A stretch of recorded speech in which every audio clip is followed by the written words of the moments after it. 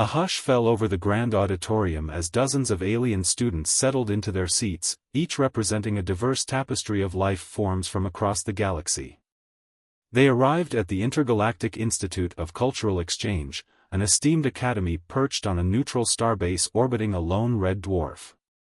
Curiosity crackled through the air like static, fueled by rumors of hidden histories and taboo topics that circulated in hushed whispers. In the front, Professor Dragath, a tall figure adorned with shimmering scales, prepared his lecture. Before him hung a large holodisplay, depicting a small, vibrant planet suspended in the cosmic void.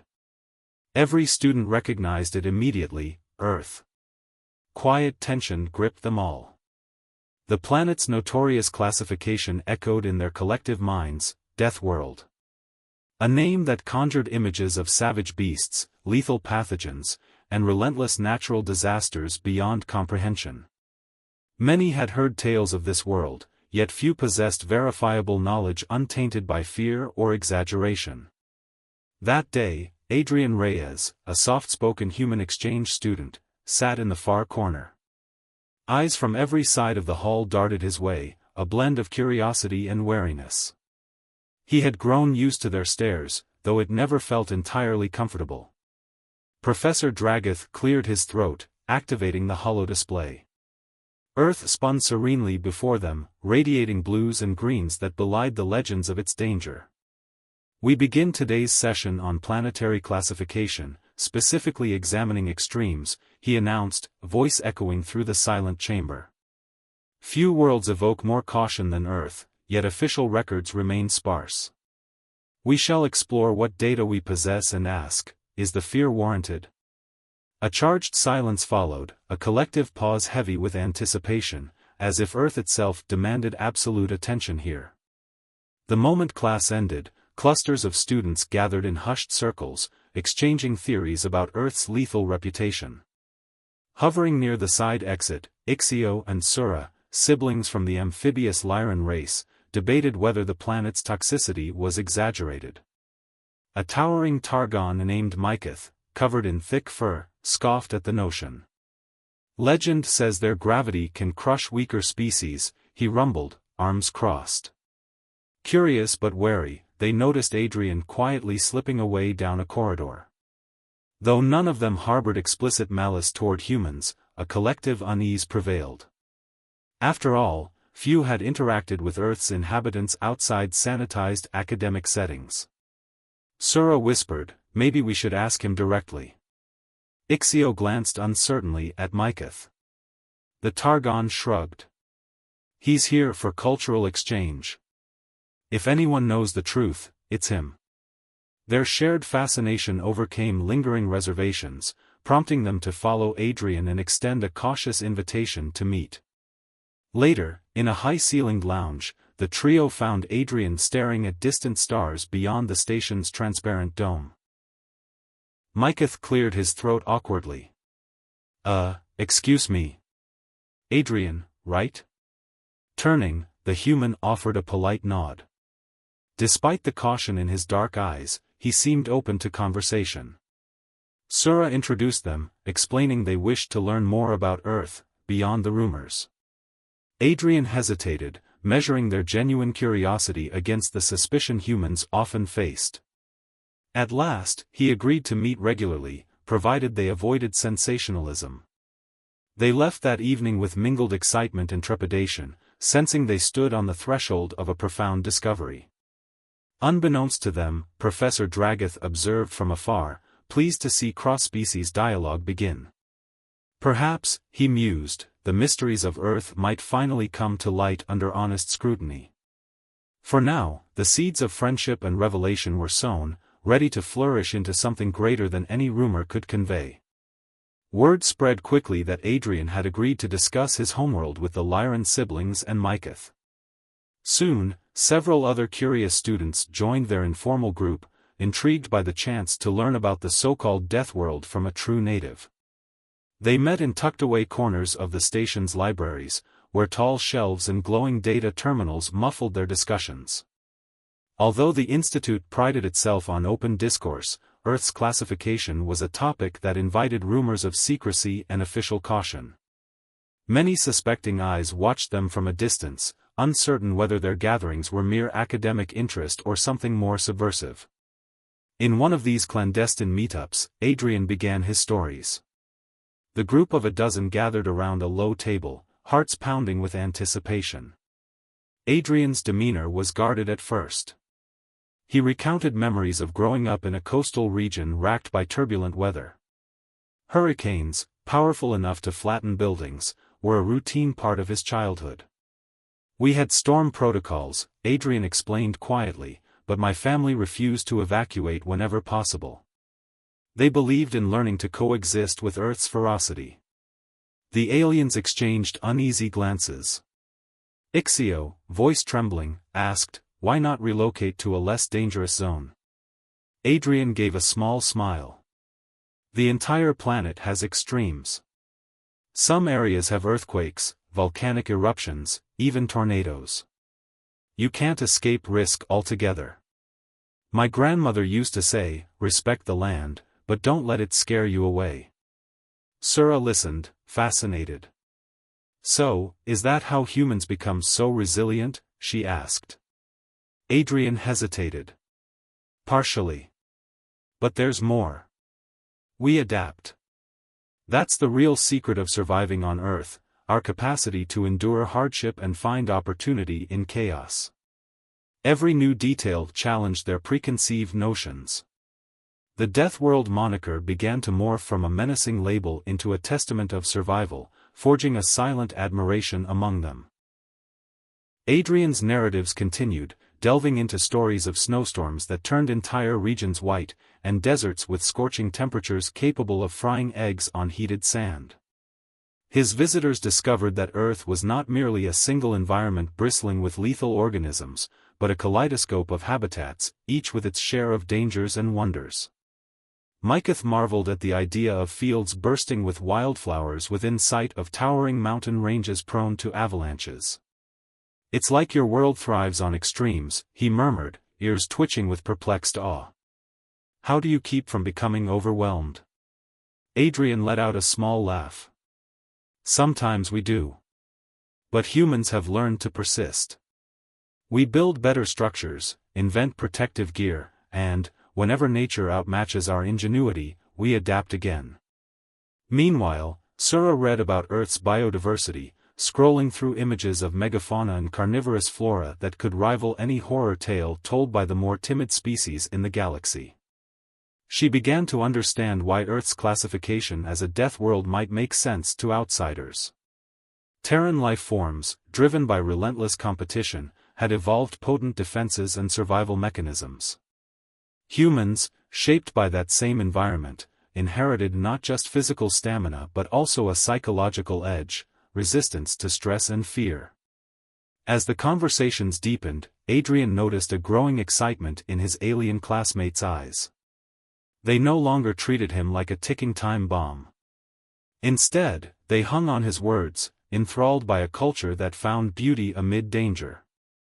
Ixio, quietly tapping at a data tablet, tried to cross-reference Adrian's accounts with official records but found them disappointingly vague. "Why don't they release more information?" he asked, scanning incomplete entries about Earth's habitats.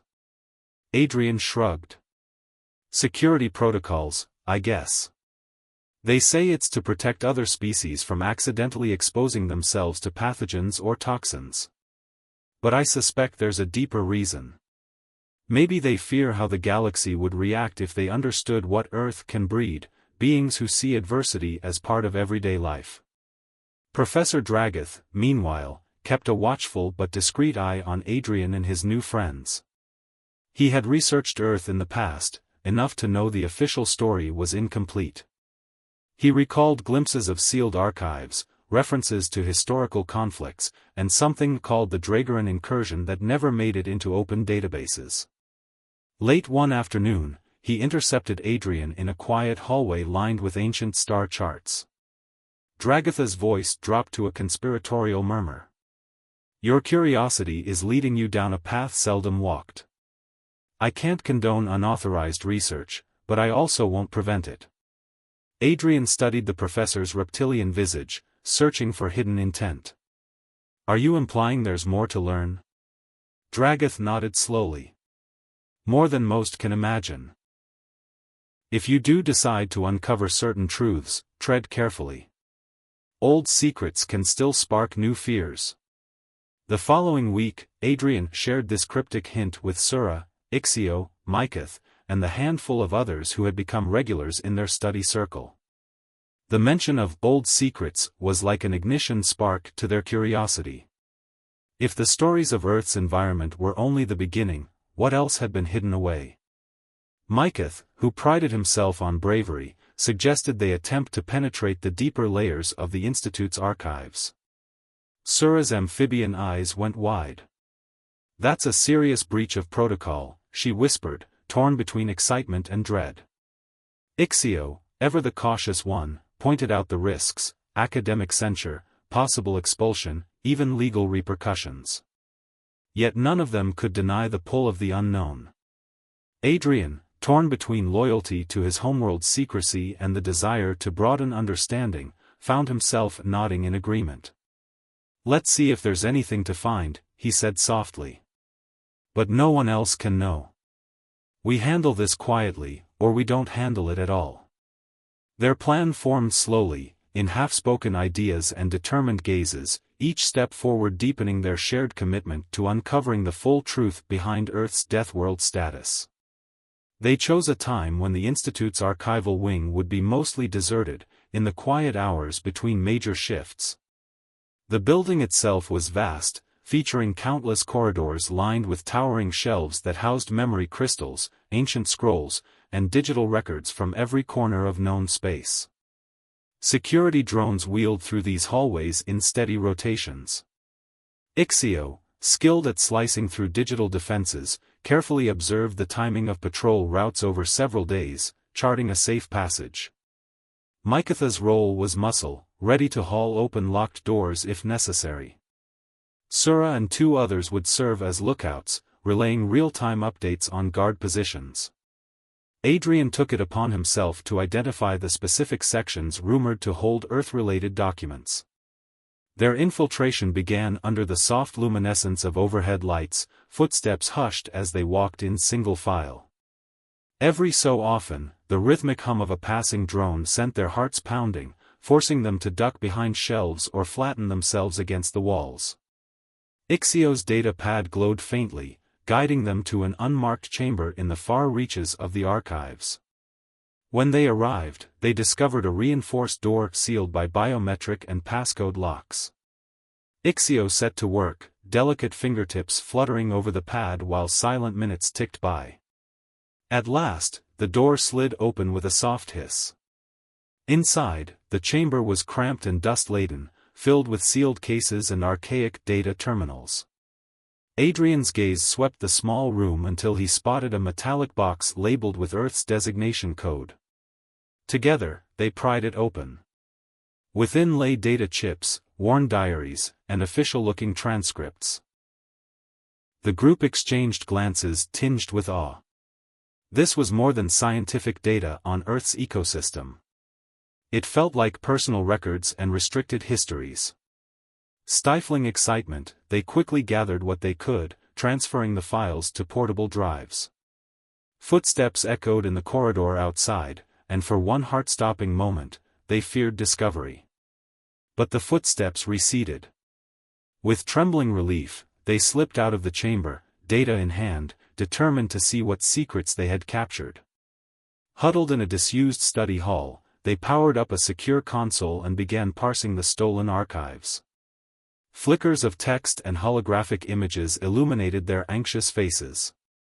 At first, the records seemed disjointed: centuries-old treaties, cryptic battle reports, scraps of personal correspondence. Then a single name caught their eye: the Dragoran incursion. Mentioned in half a dozen files, it highlighted a brutal conflict that took place when humanity was still relatively new to galactic affairs. Officially, the Dragorans had retreated from Earth's solar system due to resource shortages. But these documents told a darker, more startling tale. One fragment was a field report from a Dragoran commander, describing the humans as adaptive to a fault, relentless in resourcefulness, and uncannily resistant to psychological warfare. Another file revealed a rare alliance between humans and several smaller species who had also been threatened by Dragoran expansion. Together, they repelled a fleet believed invincible at the time. The notes described not just military strategy but a deeper resilience that left the Dragoran stunned. Earth's environment had bred a people capable of withstanding hardship in unimaginable ways. The group's breath caught as they absorbed each line. Then Sura opened a file containing raw footage: battered human ships maneuvering through asteroid fields in daring raids, soldiers trudging through toxic swamps without protective suits that other species required, entire planets liberated by outnumbered human forces who fought with desperate ingenuity. Ixio's voice trembled. They weren't just tough, they were unstoppable once they committed. Myceth shook his head in disbelief. So that's why the entire galaxy has these half-truths about Earth. A death world that produces soldiers who don't know when to quit. Adrian watched it all with a somber expression, feeling both pride and a heavy burden. He had heard whispered family legends of that time, but seeing it documented, seeing entire battlefronts real and raw, was different. It was also clear now why Earth's classification was cloaked in official vagueness: the galaxy feared them. Their discovery did not end there. Another section of the archives referred to Project Encompass, an initiative enacted after the war's conclusion. It was a diplomatic agreement involving numerous species, designed to monitor and contain Earth's influence. While no official decree labeled humans as enemies, the treaty's subtext was clear: keep the Death World isolated enough to avoid widespread panic or, worse, a new arms race. Access to Earth remained restricted, and fear was allowed to simmer quietly, each rumor bolstering the cautionary narratives. Stunned, the group leaned back in their chairs. Myceth's booming voice, normally full of bravado, dropped to a whisper. So that's it. They quarantined your world not only to protect others from your microbes but also to protect themselves from what humans might become in another galactic war. Adrian stared at the swirling holograms. We never wanted to start wars, but Earth taught us to never back down from a fight that comes to us. Sura exchanged a meaningful glance with Ixio. They both understood the magnitude of the information they now possessed. It was more than a footnote in galactic history. It was a testament to survival instincts honed through ceaseless adversity. No wonder they call it a death world, Ixio said softly, scanning lines of text about lethal storms, apex predators, and lethal microbes. It gave rise to a species that can adapt to nearly anything. Adrian felt a bittersweet pang. That's why they fear us. Earth shaped us to endure, but we're not monsters. They continued sifting through reports, diaries, and letters. One particularly poignant entry from a Trillian ambassador recounted her admiration for how humans rebuilt entire cities within a decade after catastrophic destruction. Their defiance of despair, she wrote, is as terrifying as it is inspiring. By the time they finished, the group was silent, each grappling with the knowledge that Earth's classification was not an exaggeration. It was well-earned, and its implications reached far beyond biology. News of their infiltration soon reached Professor Dragath, who summoned the group, minus any official security detail, to a small lecture room. Nervous sweat beaded on Adrian's brow as he stepped in, flanked by Sura, Ixio, Myceth, and the others. Expecting anger or punishment, they were startled to find Dragath pacing, hands folded behind his back. He looked more conflicted than furious. I'm disappointed in your methods, he began, voice low, but not in your thirst for truth. Did you find what you were looking for? Adrian inhaled, preparing for an argument, yet the professor's sharp gaze softened. Myceth spoke up first, summarizing the documents: the Dragoran incursion, Earth's unstoppable resilience, and the secret treaties that kept it all veiled. Dragath listened intently, occasionally closing his eyes in thought. When Myceth finished, the professor exhaled slowly. This knowledge is dangerous in the wrong hands. Many species still harbor old resentments or irrational fears. Exposing the entire truth abruptly could destabilize alliances formed through centuries of delicate negotiations. Sura, voice trembling with emotion, asked, "But what about fairness? Doesn't humanity deserve to shed the shroud of half-truths?" Dragath clasped his scaled hands together. "You must understand that the galaxy can be frightened by extraordinary strength. Earth's environment has given you that, and people fear what they cannot match.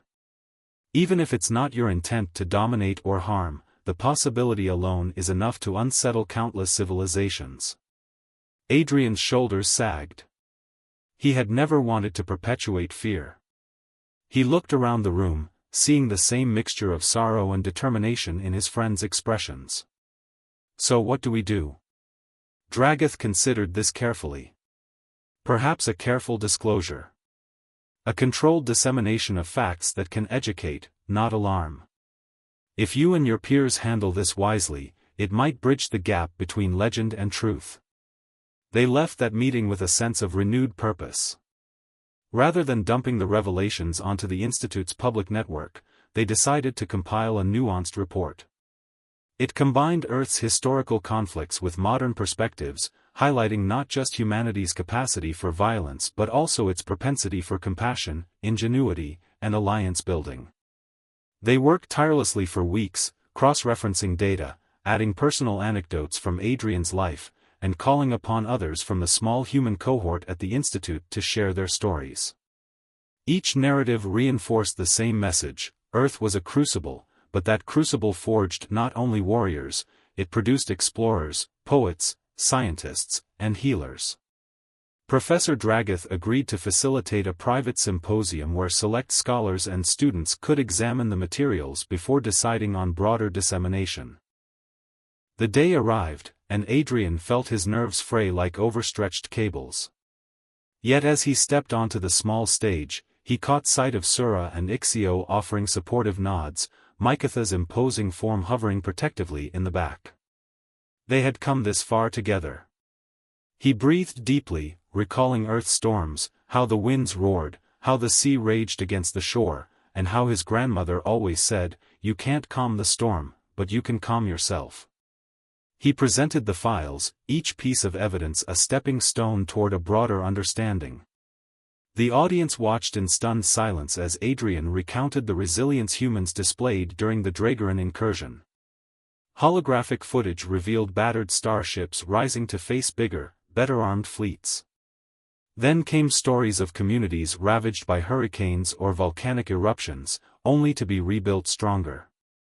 As the presentation concluded, a soft murmur spread among the attendees. Some looked uneasy, grappling with the weight of Earth's dangers.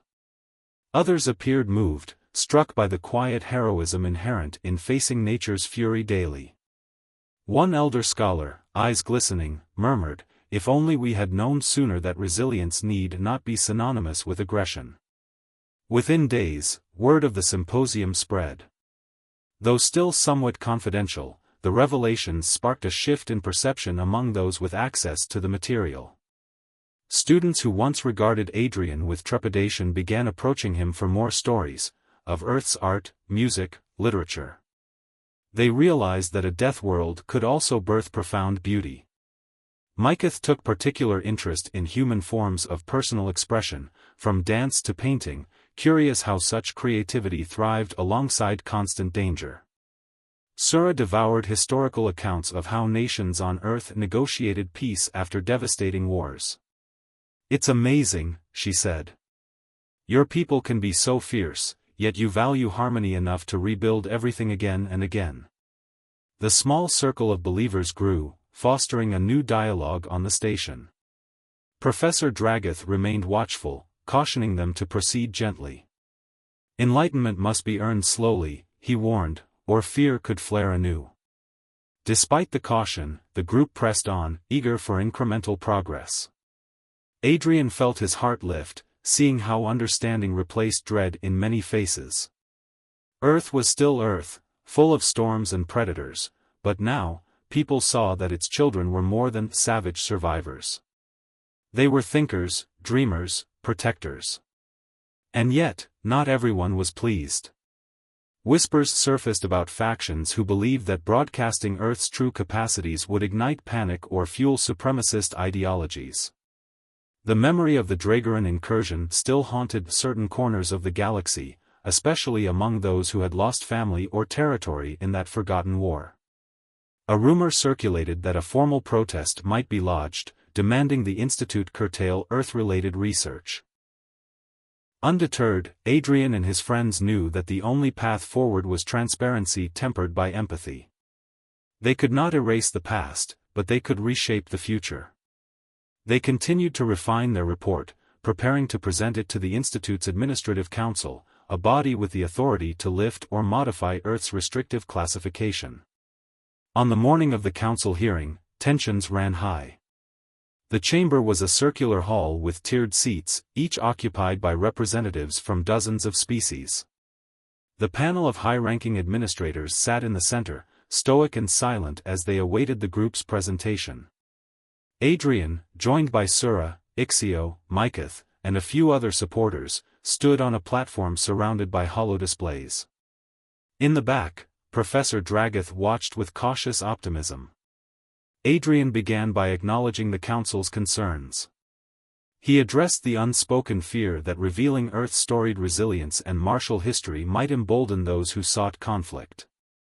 Then he carefully outlined the evidence, diaries, treaties, war reports, and cultural achievements spanning centuries. The images of Earth's beauty, lush forests, snow-capped peaks, coral reefs, contrasted with stark reminders of its turmoil. He pointed out that Earth had learned to create out of chaos and unify despite adversity. "We do not deny our capacity for warfare," Adrian stated, his voice steady. "But hardship also taught us cooperation. If our environment can shape us, it can shape our choices toward peace as well as war." Murmurs of debate rippled through the assembly. Some representatives frowned, evidently unconvinced, while others nodded in thoughtful agreement. Sura stepped forward, eyes earnest. "I was raised believing Earth was a realm of nightmares. Instead, I found a tapestry of survival and hope. Yes, it's a death world. But calling it that doesn't capture the spirit of those who live there."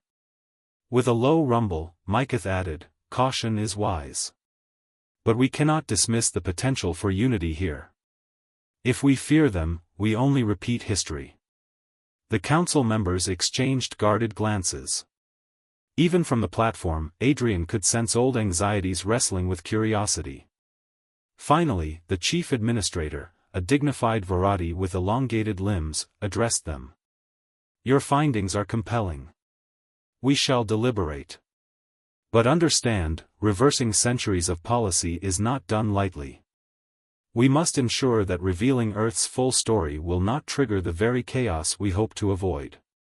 Exhausted but resolute, the group bowed respectfully. Their fate, and Earth's reputation, hung in the balance. The deliberations stretched on for days, leaving Adrian and his companions in a state of anxious limbo. They carried on with their studies, though concentration proved difficult. News channels buzzed with half-formed rumors of an imminent decision. Sura tried to reassure Adrian. "No matter the outcome, what we've done will change perceptions. Even if only a fraction of people learn the truth, it'll spread." Professor Dragath maintained a careful distance to avoid influencing the council's debate, though he occasionally offered the group a small nod of encouragement when they crossed paths in the corridors. Finally, the summons arrived. The council requested their presence for a formal announcement. Gathered once more in the circular chamber, the group braced themselves. The chief administrator rose, speaking in measured tones. "After careful review, we acknowledge that many elements of Earth's classification stemmed from fear as well as legitimate safety concerns. We shall not remove all restrictions, for the planet's ecosystem does pose risks to off-world life. However, we will allow the dissemination of a broader historical and cultural record, so the galaxy may understand that Earth's dangers also forged unity and compassion among humans." A few muffled cheers arose from the audience, and Adrian felt tears prick at the corners of his eyes. It was not a complete reversal, but it was a start, a path toward openness. Myceth let out a hearty sigh, pounding Adrian on the back in congratulations. Ixio and Sura exchanged relieved smiles. All around them, representatives whispered and eyed Adrian with expressions that ranged from fascination to guarded respect. "Let this be the first step," the administrator concluded, "in unraveling myths so that knowledge may prevail over fear. We look forward to new dialogues with Earth and its people, bearing in mind the lessons of history." The council adjourned, leaving the group in a swirl of optimism and uncertainty. Earth's reputation might forever remain that of a death world, but now, at least, the galaxy could appreciate the complexities within that label. In the days that followed, the Institute's communications were abuzz with inquiries from scholars, students, and journalists seeking interviews with Adrian or others who could speak about Earth. Some wanted to sensationalize humans as unstoppable warriors. Others approached with genuine curiosity, hoping to glean insights into humanity's arts, technologies, and philosophies. While certain factions remained wary of Earth's rumored capacity for destruction, a subtle yet profound shift had begun. Whenever Adrian walked through the corridors, he sensed the change in the air. Fewer anxious stares trailed him. Some even nodded in friendly recognition, as if acknowledging a new dimension to his presence. Yet, caution lingered. The dark side of Earth's resilient spirit, a willingness to fight fiercely if threatened, would always be part of the narrative. Even so, it was tempered now by stories of cooperation and empathy that had flowered in the crucible of adversity. One evening, Adrian and his friends found themselves in the same high-ceilinged lounge where their journey started. Sura gazed at the stars beyond the dome, an unreadable expression on her amphibian features. "When I first heard the word Deathworld, I thought it meant cruelty," she admitted. "But now I see it differently. It's a kind of forge that shapes you. It can make you hard, but it can also make you strong enough to care for those who can't stand alone." Myceth gave a low, thoughtful grunt. "You know, I used to brag about Targon courage, but after learning all this, I think we could learn from Earth's brand of resilience." Ixio nodded, adding, "Maybe all of us could. That's the point, right? Sharing knowledge across species so we grow together." Adrian gazed at the pinpricks of light glinting in the void. Home was out there, spinning with unstoppable storms, teeming forests, desert dunes, and oceans that could rise up in fury. Pride and sadness mingled in him, but mostly, he felt hope. "I think Earth has a lot to offer," he said quietly. "And I think we're ready to show it." A few days later, the Institute hosted a formal reception to mark the revised guidelines on Earth's classification. A hush fell as Adrian was invited to speak alongside several prominent scholars, including Professor Dragoth. Reporters from multiple systems captured every word, broadcasting it to educational and diplomatic channels. Adrian took a steadying breath, recalling the stark images of warships and catastrophes he had shown everyone not long ago. But he also remembered stories of reforestation efforts, medical breakthroughs, artistic revolutions, and interspecies friendships that had blossomed when humans first ventured beyond their own skies. "We are the product of a death world," he began, voice trembling slightly.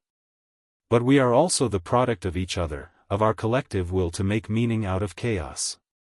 The speech ended to a standing ovation from many of the alien dignitaries in attendance. Skeptics remained, their concerns valid, but for the first time, Earth's children had been allowed to speak for themselves on a galaxy-wide platform. By the end of the evening, a number of new exchange proposals emerged, from cross-cultural art exhibits to joint scientific expeditions aimed at studying Earth's diverse biomes. The path forward would be challenging, filled with negotiations to ensure the safety of visiting species, but it was a step that had once seemed impossible. Later that night, Adrian and his circle of friends slipped away from the reception to a quieter corner of the station. They stood by a window, watching the stars blink in the dark. No one spoke, but the moment brimmed with unspoken gratitude and anticipation. They had uncovered Earth's Deathworld secret and found something deeper, a bridge between dread and understanding. In that space between worlds, new hope was born, forged in the crucible of truth and acceptance. And though Earth would always remain a place of extraordinary danger, it would now also shine as a testament to survival, resilience, and the ever-present possibility of growth.